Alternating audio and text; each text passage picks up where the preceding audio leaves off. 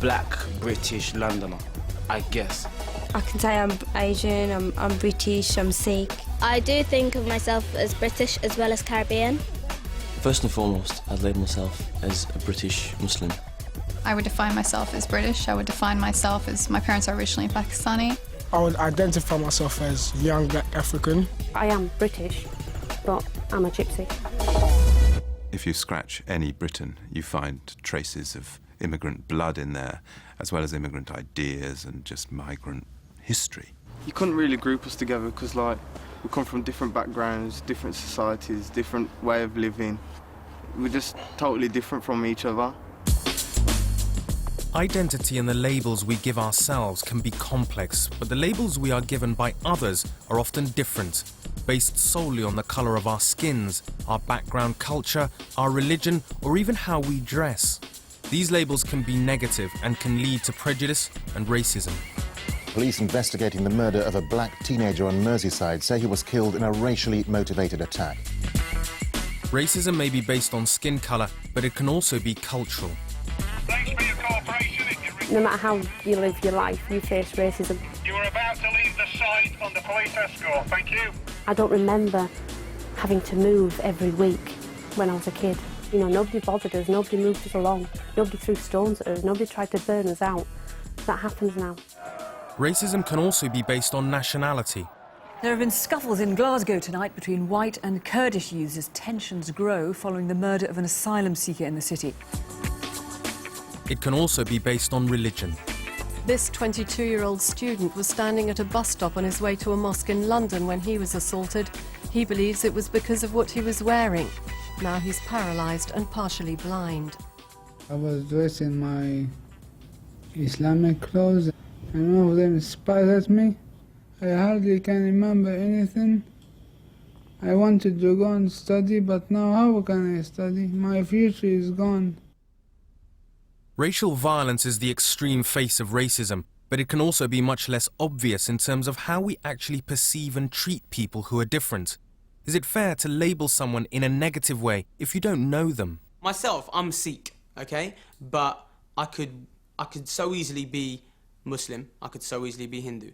I could so easily be Bangladeshi, Sri Lankan, I could be from the south, north, west of India, anywhere. No one would know, okay? And the thing is, we'd all come under the umbrella term, if we were to put it in a racist way, Paki. Young black men have got so many labels: thieves, muggers, rude boys. I mean, anything that can be associated with criminality. Are these young people following a fashion trend, or are they out to cause trouble? How did this man get his car? Through illegal means or by hard work? The answer is we don't know, because we don't know them. Although we all make assumptions about people all of the time, if we judge someone negatively based on appearance alone, this is prejudice. I think everyone has prejudices about people, whether they want to admit it or not. I think it's just kind of like you see someone and just before you reach them, you try and suss them out. So you'll say that type of person might be like this. I went to a friend's house and I came down the stairs in the morning to get a glass of water, and the parents didn't know that they all knew that they were having a party, but they hadn't met all the guests. So I was one of the guests at the party, and it was quite an affluent household. And the mother automatically assumed I was the maid. When we attribute a set of prejudices based on the actions of some individuals to everybody who belongs to that certain group, it's called stereotyping. If you judge a whole race or a whole group of people by those few things that you kind of hear most about, it's ignorance to the maximum, because, you know, you can't judge every person like that. In our everyday conversation, we think about racism in terms of an act of hatred between one individual and another, or an act of violence between one individual or another. And that's obviously one aspect of racism. Racism can also be a kind of belief system. So you might have a belief that one group or another has some superiority to another group, which you may never act out or you may never express, but you'd still have a racist belief. I just think that society doesn't necessarily make young black males feel comfortable in this country, and it comes from the police service, it comes from our education system. You always kind of feel slightly disassociated with society. If people have prejudices and hold negative stereotypes, they may not treat other people equally. This can be done unwittingly or wittingly, and it's discrimination. I know in school a lot, black boys were probably treated a lot differently to white boys. And it might have just been because of the stereotype behind them, because maybe they're troublemakers and that's how they'll always be, and so the teachers have to treat them in a certain way to handle it. But then, to a certain degree, that's a form of racism, or it's a prejudiced thought that have led to them being treated differently. Discrimination is against the law. There's race relations acts which mean that a school has a duty to ensure that everyone in that school has an equal opportunity, no matter what their national, ethnic or racial or cultural background. But obviously a law by itself doesn't necessarily change behaviour.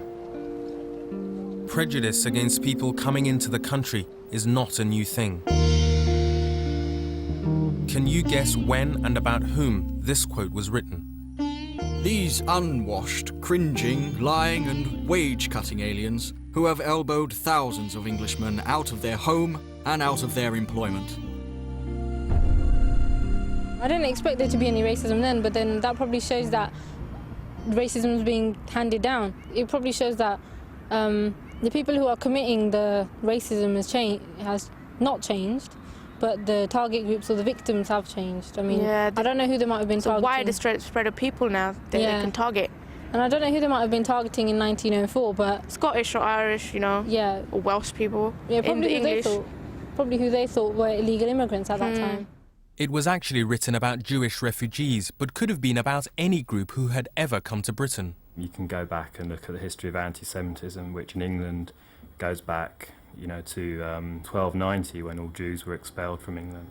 You can look at racism against gypsies, which again hasn't been based on skin colour but has a long history in Britain. You can talk about racism against Irish people, which wasn't based on skin colour but on an idea that the Irish were some kind of subhuman species.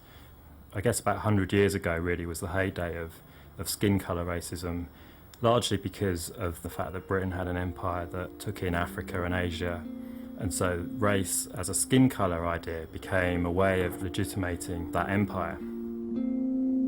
Racism was used to justify the slave trade, when it was profitable to think of black people being closer to animals than to human beings. In the 19th century, some scientists tried hard to prove the theory that black people were inferior. Today, most scientists believe that there is only one race, the human race, and that everyone originally came from Africa. But a small group, at least, of people came out of Africa, and they formed the ancestors of everyone else around the world. So we all began as Africans, and I think it's true to say that although we may look at the surface skin features and see people in different sizes and shapes and colours, that once you strip away the skin and the superficial covering, underneath we're all very similar. We're certainly one species and very closely related to each other. So, if race isn't biological and is a social construct, why does prejudice exist? I think people have always feared migrants or strangers for the same reasons. They fear they will fundamentally alter the culture, I suppose the religious culture or the political culture. It's a fear and a suspicion of anything strange and different. There's a process where new groups are created as an object of racism all the time. So one example would be asylum seekers who've been recently brought to the fore as a target for racism.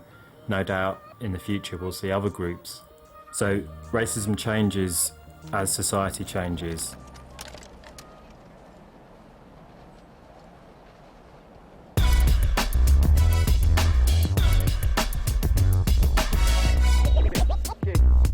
What is racism? Who are the targets of racists?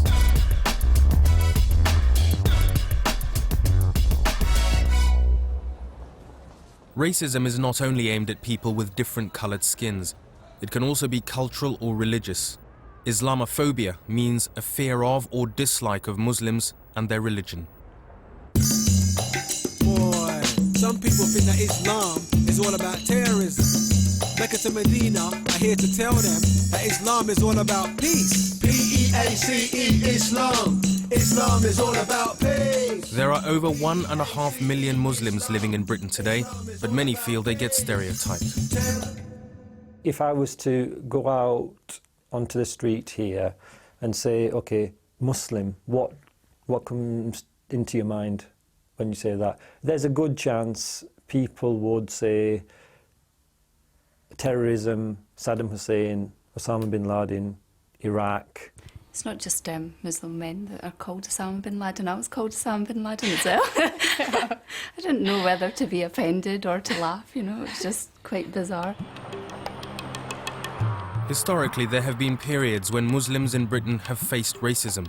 But in modern times, they had not attracted much attention until 1989 and the Salman Rushdie affair. Salman Rushdie had written a book called The Satanic Verses, which many Muslims felt was blasphemous about Islam, and public burnings of the book were held in some northern towns. The stereotype of Muslims being fundamental extremists took hold. The Satanic Verses affair was a pivotal moment in the history of British Muslims. Up until then, we were known by ethnicity, either as Asians or Pakistani origin or of Indian origin. Then came the attacks on the World Trade Center in 2001. When 9/11 happened, then this is when Islamophobia really took off, you know. And every Muslim actually felt it in their heart that they have to, you know, tell everybody that they're against this. So for example, you know, you felt like if you met somebody, hi, what's your name? Hi, you know, my name's Rakim, you know, I'm a Muslim, but I'm against the bombings. Yes. I spoke to my wife, who was still in Preston, and she told me, she goes, I was in the supermarket, and she goes, I just had to leave my stuff and just come. She says, because of the looks I was getting off people. She goes, she was really scared. She was physically scared. And one of the results of the Madrid and London bombings has been to make the whole Muslim community feel they come under suspicion. As soon as the event happened, the Muslim community was very united in its front between themselves and with non-Muslims in opposing this and saying this is against Islam. And when people are grouping all Muslims together and victimizing all Muslims and saying that this is your problem and feeling that me personally this is my problem, I feel I've got nothing to do with these people. These people have nothing to do with me personally in my culture and in my religion. They have nothing to do with me personally and nothing to do with me in any kind of way. So to feel that people view me in that light can be quite hurting. Since the London bombings, attacks on Muslims have increased by 600%. We have seen increase in Islamophobic incidents. Muslims being assaulted, mosques being desecrated. Just 1 minute away from my mosque, some people, they blocked my way, and they came out from their van and started to hitting me. And then I fell down into the street. I was unconscious. My injury, this one was my cheekbone was here broken, and then now I had an operation here, and then all of these teeth were numb. Still, one of them are dead. I think that anyone who commits this atrocity in the name of any religion is a criminal, but anyone who retaliates against somebody who has who's not a suspect, who's not involved in these acts is a criminal as well. Do you understand? Or else we've got vigilante squad, we've got the lynching and everything that used to happen in the past. A lot of the perceptions come from the media, and I think probably with people who haven't met Muslims, aren't in communities where there are a lot of Muslims, or even if there are Muslims but they don't interact with them that much, then they're more likely to get influenced by these things and these images. Much of the media has in recent years, I think, behaved in a very irresponsible fashion when it comes to portraying the faith of Islam and ordinary Muslims. Preachers with hook hands creates a very hostile impression of what ordinary Muslims stand for. Often the media uses phrases like Islamic terrorist, jihad, and translates it as holy war.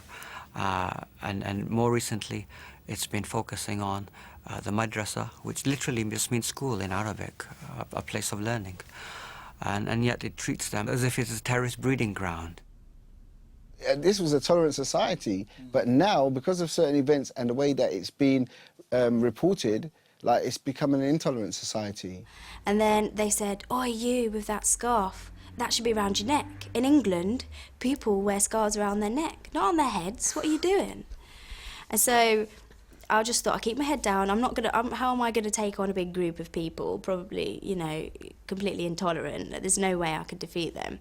So I just kept my head down. But they didn't want to give up. They kept shouting the insults at me. And their final comment was, "Right, we're gonna find all the girls in Manchester that wear that, and we're gonna tie them up on trees and hang them on trees with that scarf that they wear." The scarf that many Muslim women wear is actually called a hijab. It makes them easily identifiable as Muslims and has attracted a lot of prejudice. P-E-A-C-E, Islam. Islam is all about peace. Yvonne Ridley is a successful TV journalist, but even she was unprepared for the level of prejudice she faced when she converted to Islam. If I'm wearing a black hijab, it's virtually impossible for me to get a taxi. Sometimes if I'm dressing it up with a bit of colour, you know, it's not too bad. But the hostility from some black cab drivers has been quite astounding. And it's certainly been an eye-opening experience for me as a blonde-haired, blue-eyed woman, Western woman. I wouldn't normally be exposed to any sort of prejudices or bigotry. I do think it's directed at Islam, because if you think about it, you know, if a nun walks down the street, it's very rare that somebody's going to start giving her abuse. As well as attracting prejudices, the hijab has led to misconceptions about Muslim women, the main one being that they are oppressed. What do you reckon about this? I don't like the gold. I'm not forced to wear my scarf. My mum sat in the corner of this room not wearing a scarf. Nobody in my family wears it. I choose to wear this. You know, I am hardly an example of an oppressed, subjugated female. So why would I embrace a faith that is supposed to oppress women? Personally, myself, I don't believe that you have to cover your face, and it isn't obligatory in Islam. But some people think that it is, and you know, they do say, we've got many friends that wear the veil, and they say, you know, it is liberating because they can never be judged for the way they look. They can only be judged on personality and for the way they behave. And what a better way to judge somebody than that? We've got to learn to think in a much more open-minded manner and try and see that religion and spirituality are at the center of some people's lives. And to respect that is also to respect the way that they choose to dress. I'm not denying the fact that there are women around the world, whether they're Muslim or non-Muslim, who are oppressed, who are forced to dress a certain way by men. But I believe that that has very little to do with religion. That's more to do with cultural aspects. The reality is that Muslims are incredibly diverse. They come from many different countries. I mean, there are over 56 Muslim majority countries around the world. So to paint them as being some kind of a uniform color or uniform background is utterly untrue. Quite often, this kind of Islamophobia is a result of ignorance. People simply do not know much about the faith of Islam or their fellow Muslims, and they regard them as intruders upon Britain. They regard Islam as a faith, an alien faith, a faith of violence. The irony is that Islam is a peaceful religion based on morals and respect. Islam. Islam is all about peace. It's the opposite to being a terrorist, bombing people. It's about peace of mind and peace of body. I think in Islam there are a lot of moral teachings that, you know, particularly in terms of responsibility to, you know, yourself and your family and your community. I'm sick and tired of seeing Islam displayed as a terror religion. The truth's been mislaid. We told you already, don't believe the hype of the media. Everything's a stereotype. I think we have to be to break down these perceptions, misconceptions of Islam, we have to actually go out there and tell people about it. I think that the non-Muslim community should actually be engaging the Muslim community, meeting with the leaders, right, and trying to, you know, get discussion going. It's my responsibility to kind of be understanding towards other people's religions, cultures, beliefs, way of life. And that same thing should be reciprocated towards me. What is Islamophobia? Why are people afraid of Muslims? Where do perceptions about Muslims come from?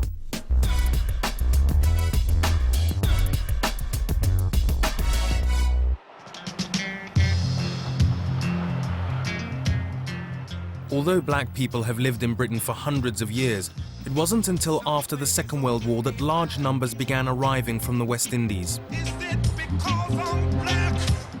Britain had a shortage of workers, and West Indians, who were British Empire citizens, were invited to come and help the country recover from the war. They were to meet a lot of prejudice and discrimination. Something is holding me back. Is it because I'm black? A colour bar took hold, which made it extremely hard for black people to find lodgings and jobs. But the minute that they saw my black face coming on the door, they'd say, "Oh, we're dreadfully sorry, the job is filled."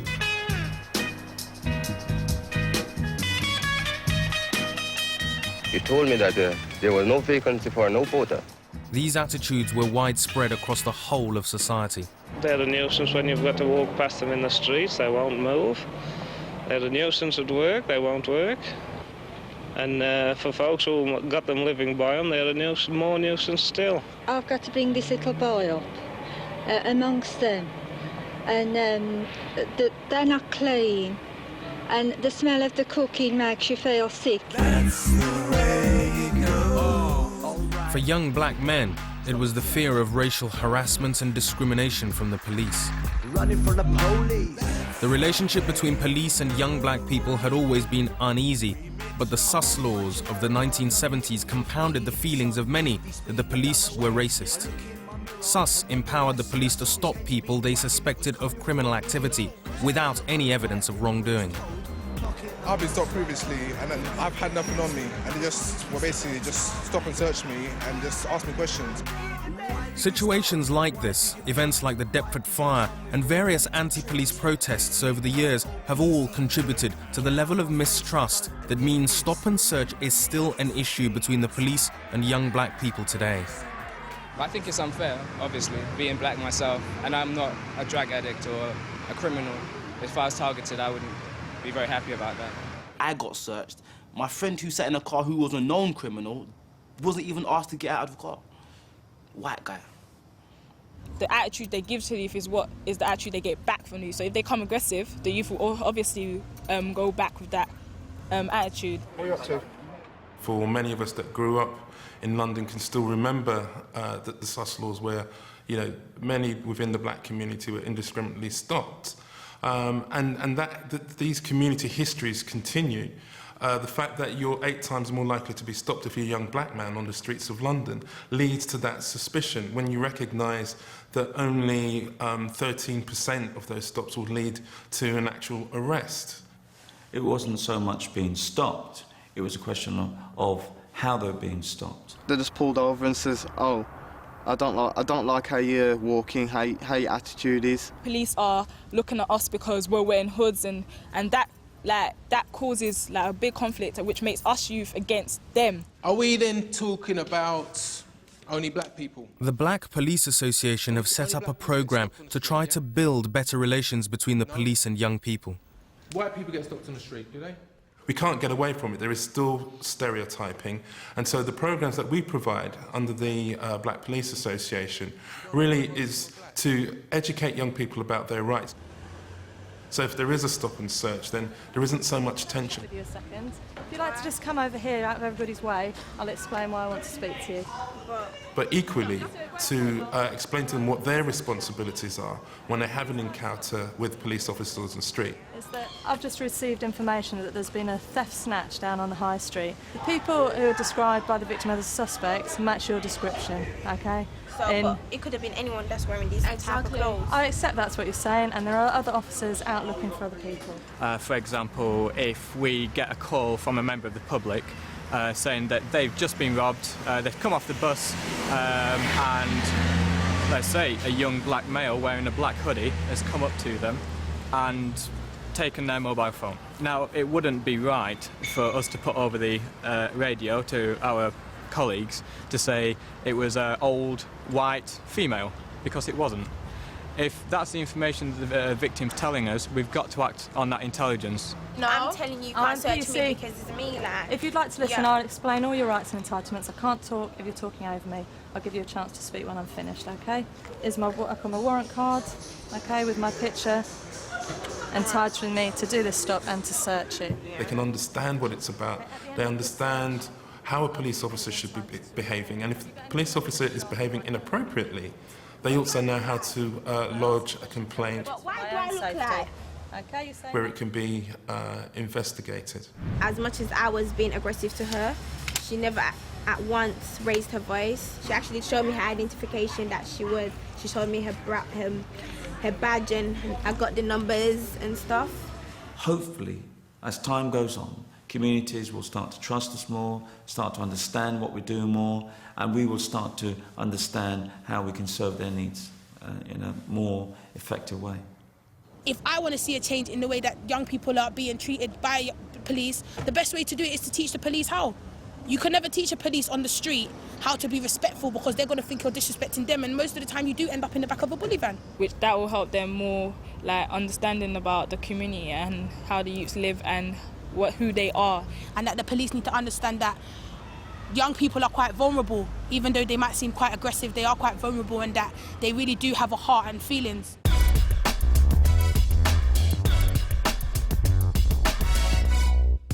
Why do people discriminate against other people? Where do stereotypes come from?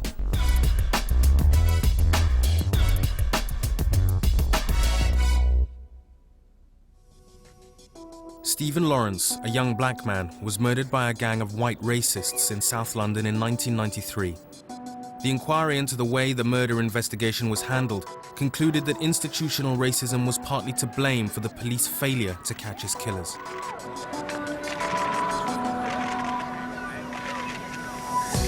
Institutional racism is about the unwitting exclusion of a group from or by an organisation, and it can exist in any institution, not just the police. A new campaign has been launched to stamp out racism on the football terraces. Racism is no longer acceptable on the pitch in football, but many believe that the sport itself is institutionally racist. Because there's lots of black players who've come out of football after 20, 25 years experience, the late 70s, 80s, knocking on doors for jobs and not getting them. Cyril Regis was one such player. A former striker for England, he found work as a coach after retirement, but never got the chance to manage. He has given up to become an agent, and things don't seem to be changing. Out of 92 league teams, 20% of Premier League players are black, but there are only 4 black managers, all in the lower leagues. In football, I don't think it's any different to probably business, where people will want to employ somebody that they know and get on with. You've got the boardroom men who perhaps 50, 60, 70 haven't got a lot of contact with black players and black people in general, and they're thinking, well, do we want a black person running our football club? Most of the clubs and most of the structures in football are run by white men, and particularly within the clubs, a lot of them were probably playing their football during the 70s. So they've come through with different attitudes and prejudices from when they were young. You've got to be one of them. Most ex-players get jobs, white ex-players get jobs through contacts, through networking. Going the other way now. Bob Reaver has worked as a coach for several professional teams in this country. Left foot, right foot, both sides of the brain. And he's heard a lot of stereotypical views. The perception is that they're not smart enough, that they're not going to have the skills required to deal with man management, running a team, being organised. And these are all absolute myths, but people revel in them. Clearly, I think it's a racist view. As a white guy, football people have felt safe, I suppose, talking in front of me. Although, as an Italian boy that grew up here, I experienced many of the same kind of racist views that Asians and blacks did. And I've realised that not a lot's changed. Paul Davis had an 18-year career at Arsenal, playing over 400 games and winning the Premiership twice. After he retired, he returned to Arsenal as youth team coach, staying there 7 years. With the intention of getting my qualification and slowly getting the experience and treating it as a career, really, and a new career, a coaching career, and moving up the ladder. Things didn't work out quite as well as they had in his playing days. Despite getting all the qualifications, he was passed over twice for promotion. So on the third occasion when it happened, it didn't materialise. Somebody else got the position who was actually far less qualified, far less experienced. I felt, well, there's something not quite right here. Some black players have been given the chance to manage. In 1999, John Barnes was hired as the new manager at Glasgow Celtic. He lasted 8 months before he got sacked. If you talk to John Barnes, it's not a problem, but what you find with white managers is that they get another chance. In the instance with, say, John Barnes at Celtic, I felt that John was trying to get Celtic to actually play football on the deck. Now, when you change the style of a team, you will go through a dip, and it does take time. I feel if they'd stuck with him, they'd probably be far more successful in Europe. So what happens, you don't get to learn in the job to get that experience and learn from your mistakes and be successful. When I think a community sees that these men are having the door shut in their face, what chance does a lesser-known player or somebody with perhaps no footballing playing background have? You just think, well, there's no way. And we need to open the doors. People in powerful positions need to really look at this situation and seriously think about why is there so few black players going into management. We want to be treated fairly. You want a job on merit. We don't want, we're going to give you a job because you're black, you know, as a token gesture. You know, if the black player or the manager or the coach has all the credentials, has got built a good reputation and is better than anybody else, give them the job. Black players may be having trouble getting into management, but young Asians find it difficult to get taken seriously as players by professional clubs. They feel prejudiced views and stereotypes are to blame. The stereotypes are basically of Asian footballers that we don't eat the right food. Asian players get labelled as not strong enough because the way we're built. If you're Asian, you're either a lawyer or a doctor. That our parents don't back us in football. I never had any problems in that respect because my mum was fully behind me. Because I'm so committed to football and I've devoted my whole life to it, the food I eat is basically all good, healthy, balanced diet. Maybe it wasn't even true in the first place, but because they've kept feeding into our head, people started to think that, oh, maybe it is true. A lot of the clubs have their training grounds or their actual stadiums in large Asian areas. You won't see that reflected in the academy with Asian children, so why aren't they being approached? Because when you drive past the local parks, all you see are Asian boys playing football. I mean, I asked that question at one particular academy, and they just looked at me in amazement. You're wasting your time with Asians. And that was the reply. Some of the prejudices that people have really manifested themselves as stereotypes. And one of the classics has been Asians can't play football, Asians aren't strong enough. And we went through that with the black players, but the black players overcame it by showing how successful they were on the pitch. There are talented Asian players, but getting onto the pitch is easier said than done. Even if they do get a contract with a club academy, they feel they don't get treated equally. Harpal Matharu got offered a 3-year contract but was dropped after 2 because of all the injuries he'd had. There was another player in the youth team, he was a white lad. He'd done his cruciate ligaments, but was out for roughly the same time as me. He got given an extra year just to prove himself and his fitness. I was really surprised when I didn't get given a year. I thought it was unfair. Kashif Siddiqui has given up trying to get into professional football in this country. He's been offered a 4-year football scholarship in America, which he has decided to accept. I weighed everything up and I knew going to America would be the biggest opportunity, because when I went there for trials, I compared here, and just by talking to the coaches, they didn't even look at me as an Asian. It was just they're looking beyond that. Should you have to go to another country to prove yourself, become pro, now you've got the title professional footballer, you come back and now they start accepting you because you've been at standard where they didn't spot you and stuff like that. It's true. Like other players, if you're not Asian, I don't think they'll be thinking, oh, I have to go away, make it professional, then come back. I think they'll be thinking, I'm going to make it professional in this country straight away, without going on a long journey to make it professional. They got it much easier. It's just an awareness from clubs and the people, the scouts and all people in charge to say, look, you know, there are people out there that want to be footballers that are good enough, perhaps. Let's go and have a look at them. But I don't think clubs are really making the effort to do it. There is an awareness that things have to change if there is to be progress for Asians and blacks in the game. None of us want to wait 20 years for change to happen. And I think sometimes people do get complacent and say, well, the football's open and accessible, do we really need to do anything else? We've taken the view that we do need to do more. We feel we've already done a lot and achieved a lot, but we think there's still more to be done. We're not complacent about it. You've got to change people's hearts.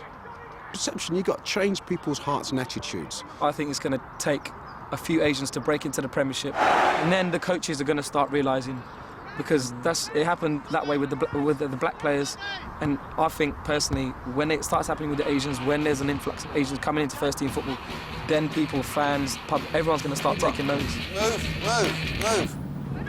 Getting in there, guys, you're standing off and watching. Good play.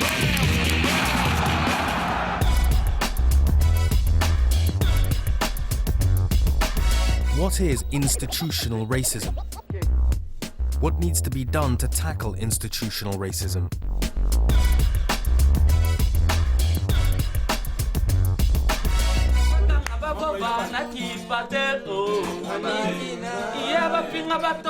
Jean Blanchard Azib is a British citizen. He has a good job, owns a house, and drives an expensive car. He is also a refugee, but he tends to keep that quiet. As soon as you tell them you're an asylum seeker or you're a refugee, they just cringe. Over the last few years, a lot of prejudices and stereotypes have grown up around asylum seekers and refugees in this country. I think they should be made to go out and find a job, because the rest of us have to do. We wouldn't be able to go to their country and do the same. They're getting fully furnished houses with everything brand new, no second hand. All these come across here and they get accommodation straight away, don't they? They get loads of help off all these government people and things like that, and we get no. Most of us in this country have very little contact with asylum seekers. And so all our information about their story comes from what we read in a newspaper or what we see on television. In July 2003, a story came out in The Sun. And around that story, a whole urban myth has now sprung, so that there are people convinced that this is true. There is a danger that people, will stop thinking about asylum seekers as simply other human beings and will start thinking about them as a lower being, which is then, opens the door to all types of discrimination. I think we've really forgotten the reasons why people come and claim asylum here. It's very simple. These people are in danger in their own land. They're being persecuted because of their beliefs or because of their social group, and it's so dangerous they've got to get out. Jean was 15 and a half when he arrived in Britain alone after fleeing the Democratic Republic of Congo. What happened was in the night in October 1998, a group of army people came in our house. It was around about 10 o'clock in the night, and my father tried to defend himself, and then they started beating him up, and they stripped us naked and started like really abusing my sister in front of me. My mother will scream and they will hit my mother, and then they basically shot my father in front of us. They took my mom away and my sister, and they took me in a different van, and I never seen my sister since. Only later when I got rescued, then I found out that my mother as well was killed. Akila Mansour and her family have come from Pakistan.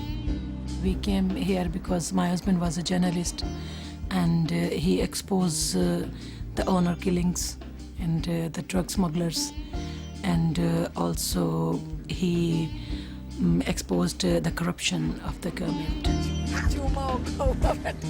We thought that to come here, we can save our children and we can save our lives as well. Dr. Hamid Latifi came from Afghanistan. He escaped after protesting about females being banned from studying or working. So we had a demonstration, and I was one of the representative of students, and they took action against us, and they killed a few of our colleagues and my family, and I decided that my life is in danger, so they arranged for me to leave the country. In 2004, people requesting asylum in Britain mainly came from the following countries. As conflicts and hardship across the world increase, so do the numbers of asylum seekers. They have a right to seek refuge under the 1951 Refugee Convention, which was set up in the aftermath of World War II. What that obliges us to do is to offer a new life to people who want to come to this country fleeing persecution. It doesn't mean a miserable life. It means a life as an equal citizen of this country. However, the perception has been that Britain has been taking more than its fair share of asylum seekers. Most of the world's refugees are in the world's poorest countries. People just flee over borders with whatever they can carry to the nearest country, and most of those are poor and desperate countries themselves. We're the fourth largest economy in the world, but in actual fact we take less than 2% of the world's refugees. So that per head of population, countries like Cyprus and Luxembourg are taking more than we do. One of the problems that asylum seekers have is that there's no legal way for them to actually come to a safe country. And so you're forced to depend on what are called people smugglers. And they will basically take you and dump you in a country, and you won't necessarily know which country it is. But at the time, I didn't really care what would happen to me then, because everything, I was just at the end of the road. I didn't know the destination. Sat in there, I mean, it wasn't until the pilot started announcing, because they announced it in different language. I couldn't speak English at the time. So when they say in French, they start in English, and they say in Dutch as well, and then they say in French. And then I realized I was heading for London. When I came to this country, it was like landing on a new planet. I was completely unprepared, and I was shocked with seeing different culture and people and everything. A myth has grown up in this country that somehow asylum seekers are incredibly well informed about the benefit system, that they arrive at airports and say instantly, you know, where's my housing benefit, where's my council flat? They do not shop around for benefits or for the best economic package they can get. What asylum seekers want to be able to do when they come here is build a new life for themselves and contribute towards this society. What they find is that they are not allowed to work. So the system creates a situation where they're forced to depend on benefits. Asylum seekers are not allowed to work until their claim has been agreed. They're entitled to receive benefits, which is set at 30% below normal income support. Akila was a teacher in Pakistan and has never had to rely on benefits before. When I was sitting at home, I was feeling myself a sick or ill person. and doing nothing. And you know, the empty mind is a devil's house. So me and Mansoor, my husband, we both are doing voluntary work. This is because we want to contribute. I don't like benefits. I don't want, my husband don't want to have even 1 penny in the shape of benefits, because we can work. For me, it was very difficult to live on benefit, because I thought I'm a doctor, I should work and I'm healthy, but circumstances did not allow me to do that. Once you have refugee status, you are allowed to get a job. A lot of refugees are highly educated and skilled people, but many find it hard to get work. I applied for 4 or 5 jobs, but my application was returned to me and they said, you are overqualified. So I couldn't get a job, although they were lower and I wanted to do them, but it was still difficult. I'm gonna feel a short prick. Dr. Latifi is keen to resume his career. He has managed to get a job as a healthcare assistant while he studies for his doctor's registration. My plan is to work as a... Jean was given refugee status, passed all his exams, and now he has a good job. He feels he is paying back what he received and is making a positive contribution to society. Refugees can contribute on many levels. From you name it, they can do it.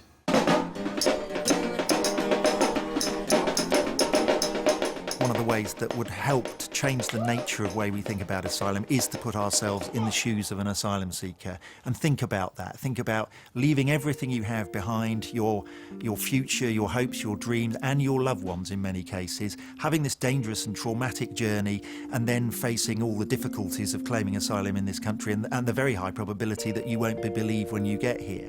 And the experience I've had, for me just to be alive today, it's a blessing.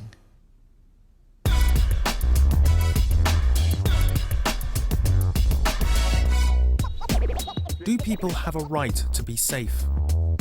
Are prejudices initiated or confirmed by the media?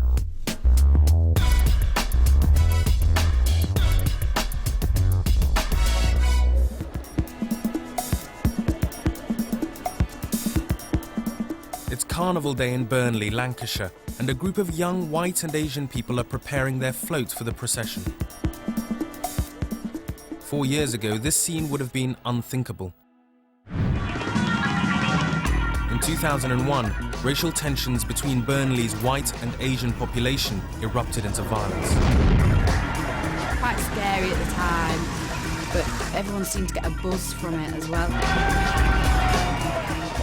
The streets would be packed with people. You'd go around and see bins full of like petrol bombs and golf sticks and things like that, and you'd go into another area and they'd be the same. My grandma's got a shop, and I was upstairs watching some telly, and all of a sudden my grandma and my mum come up and they started saying, "Henna, stay in here, stay in here." And also we heard loads of people shouting, like screaming and stuff, and we heard our windows smashing, and all I could feel was my heart proper pounding. I was so scared because I'm thinking I'm gonna die here, something bad's gonna happen, but thank God it didn't, and we were all okay. The Asian people fear, they have their own fears against the white people, and the white people have their own fears against the Asian people. And I think it's them fears that caused the disturbances in 2001. Because of the level of fear that people had within them, they just started fighting. So I think fear plays a very big role in racism. A lack of understanding and integration between communities was blamed as a major reason for the riots. This is where I live. In this area, there are only 3 or 4 non-white households, and also people don't tend to leave this area and don't mix. This is the area I live in. It's predominantly Asian, so I'd say 95, 96%. Hardly any whites. This is my area. It's predominantly white and it's literally just 3 streets, so it's really self-contained. If I was seen with a white person talking to him in downtown, I'd get strange looks, not just from whites, but from Asians as well. They're like very territorial, the people who live there, so if someone goes into their area from somewhere else, it's like, oh, what are they doing here? There's 2 schools that are mainly Asian populated, and the rest are mainly white. With the different communities not mixing, it means that each community, they don't really understand each other and like the culture and the values of each other, and so they make assumptions which causes like myths and stuff to arise, and then they begin to like hate each other, and it obviously causes a lot of racism. Reports looking into the riots revealed that both sides had a lot of racist attitudes towards each other. And breaking barriers in Burnley, a group of young people from the different communities was formed in order to try and break down the prejudices. Breaking barriers is starting to change, the stereotypical attitude Asians should go back to Pakistan, or that white people aren't just around to claim benefits and stunt dole. And Can you just pass that mosquito? Some of the people in the group who started were quite racist at the beginning, but like with mixing with different people, they've sort of realised that it's not a like cool thing to be. Breaking barriers is trying to change these young people's attitudes. They think, with the open mind, not all these things that people have told them. You should go and see for yourself that this person is a genuine person and is not out there to kill you or hate you or be your enemy. We all just want to live our own lives. Everyone wants to live their lives. If we could do it together, the better. Although it took time for the group to mix, their assumptions about each other gradually began to break down, and they actually realised they had a lot in common. But what it was, the only barrier that needed breaking within the actual group was the friendship, because nobody knew each other. And once they got to know each other, then they start, that's the basis. Then they start working up, finding out what people's personalities are like, how their minds work, how they live their lives.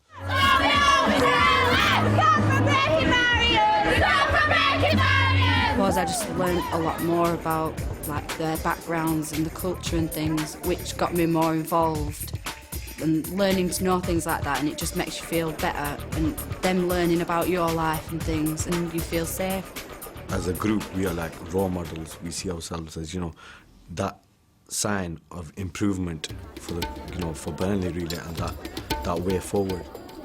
However, it hasn't been as easy to go against the prejudices that exist outside of the group. We've had quite a few who just left from peer pressure within their own communities, pressure from parents, unfortunately, and they just couldn't handle it. I used to get a lot of stick from my friends, but within that group, I made a lot of new friends. At the start, I got a lot of stick of people for being and stuff. The group has found that getting people to overcome their prejudices is extremely hard, but they feel they understand where those racist attitudes come from. In a lot of people, it's fear of the unknown, it's fear of things that they've never encountered and could be strange, and they might not like, and they never think they might like it. A lot of the older generation who've grown up with racism, they still have it in them, so they pass it down in a way. The main area it comes from is parents and friends influences, because people listen to their friends, they want to be in with the crowd. Fear and ignorance have contributed in keeping the communities apart, but a sense of unfairness and resentment that each side seems to get a better deal has also played its part in fueling racism in Burnley. A lot of the times in mixed schools or in mixed groups, and people don't want to be seen as being racist, so they take the Asian side, which alienates like the white people who always feel, well, the Asians are getting away with it, this isn't fair, and it makes the problem even worse. This feeling of unfairness has been exploited by far-right political parties who have tried to blame the deprivation and poverty that exists in some white areas on the Asians. Everybody unite together and sort them out, because they're the ones causing all problems. Yeah, it increased attention that people are like, well, why is that area getting all that money when they don't work? They've got this big house now that's been all done up for them, they don't pay for. The kids have got nice places to play, yet my children are playing football on a football pitch that's full of drug needles or glass. So it's like, how can that be fair? I work all my life and I pay taxes, yet my house is a 2 up, 2 down terrace that's dropping in bits. Who's going to help me? I think racism is used as an excuse for people who have felt that they have been given a raw deal. So if they've been trying to get the council to do to do something for them, and they've been trying for years and years and years, and then these political parties come around, and they kind of use people's feelings to their own advantage. Lots of young people were very confused about literature that was coming through their doors and issues about repatriation and stuff like that. In order to redress the racism that they felt the far right was trying to promote, the group toured a play called Polarized around local youth centres. They've now turned it into a film. Are you nearly done? The play looks at forced repatriation, not just if you're black or Asian. The main character turns out to be half Italian and ends up getting deported. Are you ready to go? Uncle Jamie, what are you doing here? It's my job now, all right? I'm in the guards. And it's like that if she would have done something about racism when she was younger, then she could have changed some of the people who made that decision to take her out of the country. This wasn't how it was supposed to be. And all the time you look at my white skin and blame me. But we all could have done something. Question the hatred, stop the taunts, not use racism as a tool to get what we wanted. We just didn't talk, or learn, or change or understand. The message of Polarized in a few short words is, don't be prejudiced, don't believe what you hear, don't believe what you're told, go out there, see it for yourself. If you don't know somebody, how can you judge them?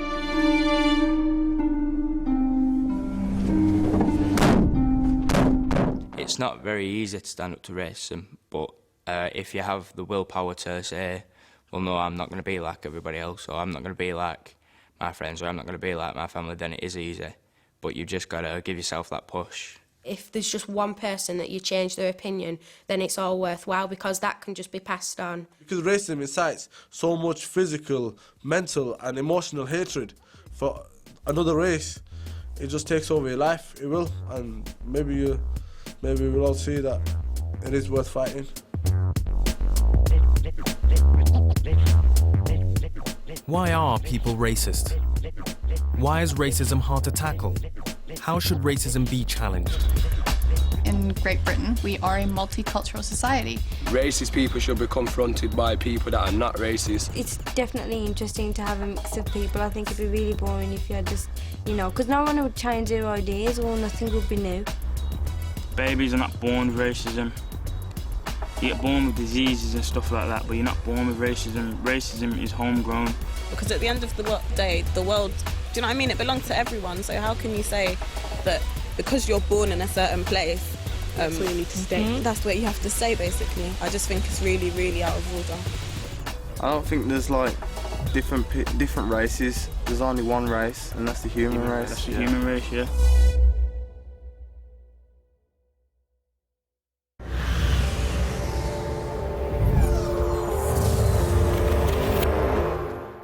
Good morning and welcome to BBC Two. Time for tea, toast and to top it all off, some CBeebies fun with Me Too.